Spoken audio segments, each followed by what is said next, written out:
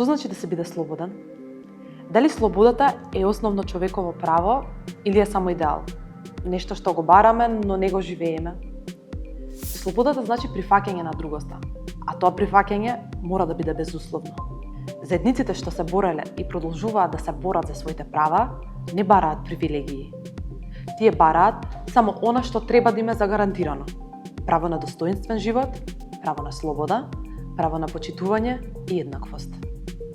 Ромите, лицата со попреченост, ЛГБТИ плюс лицата, жените од руралните средини, сите тие се борат за правото на еднаквост и за сопствената слобода.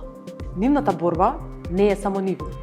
Тоа е борба за општество што не прави разлики, туку препознава дека правата на секој човек се подеднакво важни.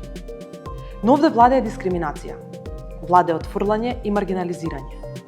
За отфрлените луѓе, правото на слобода значи да бидат препознаени, да живеат достојно и да имаат пристап до истите можности како и сите останати.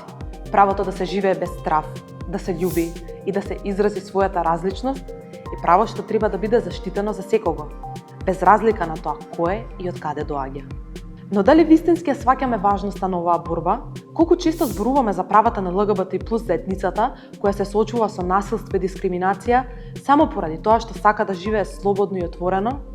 Колку често размислуваме за лицата со попреченост кои се борат со бариери секојдневно или за ромите кои се маргинализирани во општество што ги третира како граѓани од втор ред? Нашата сила е во прифаќањето на другоста.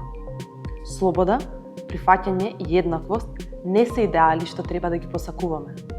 Тие треба да се нашата реалност. Само така ќе изградиме општество каде што сите ќе можеме да живееме без ограничување, во кое различноста не се гледа како пречка, туку како можност за зближување и за разбирање. Слобода за сите, еднаквост за сите, без исклучоци.